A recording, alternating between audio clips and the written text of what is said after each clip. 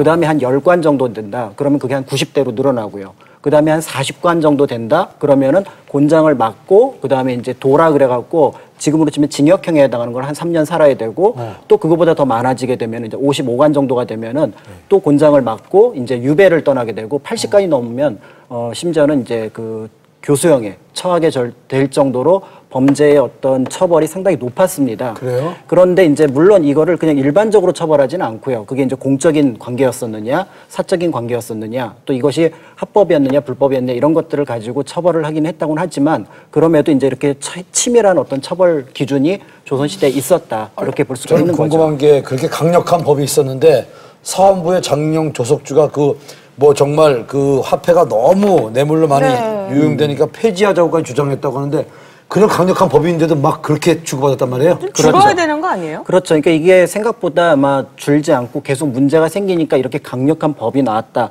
아마 이렇게 볼 수가 있을 것 같습니다. 실제로 우리가 이제 그 조선시대 최고의 전성기였고 어떻게 보면 정치가 안정되었다고 하는 세종 때에도 이 그 뇌물에 대한 것들이 문제가 됐던 것 같아요.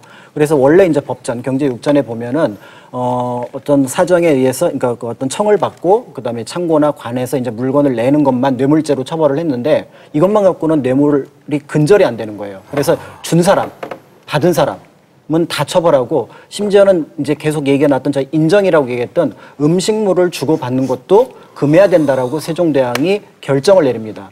그러니까 여기에 대해서 이제 재상들은 말할 것도 없고 심지어는 이제 사관들도 이 조처, 그러니까 음식을 주고받고 하는 것까지 금지하는 거는 좀 심했다라고 얘기를 했던 거죠. 사관들이 이렇게 이제 평가를 했던 이유는 뭐냐면 그들이 어떤 뭐 뇌물에 대해서 좀 너그러운 마음을 갖겠다 이런 것들이 아니라 그 당시에 이제 고위직 재상들이라든지 뭐 판서들 같은 경우, 그러니까 그 정승이나 판서 같은 경우는 급여가 넉넉했고 또 있는 집이었던 데 비해서 하급 관료, 심지어 아전 같은 경우는 급여가 없습니다. 그러니까 이런 것들이 아니면은 생활이 안 되고 국가가 운영이 안 되니까 이를 위해서 요 정도는 남겨놓아야 되는 게 아니냐 이렇게 얘기를 했던 거죠. 그러니까 맹자가 얘기했던 것 중에서 이제 유항산 유항심이라고 해서 마음이 떳떳하려면은 먹을 것이 넉넉해야 그렇죠. 되고 해야 된다는데 맞아. 그런 관점에서 아마 그 당시 사관들이 평가를 하지 않았을까. KBS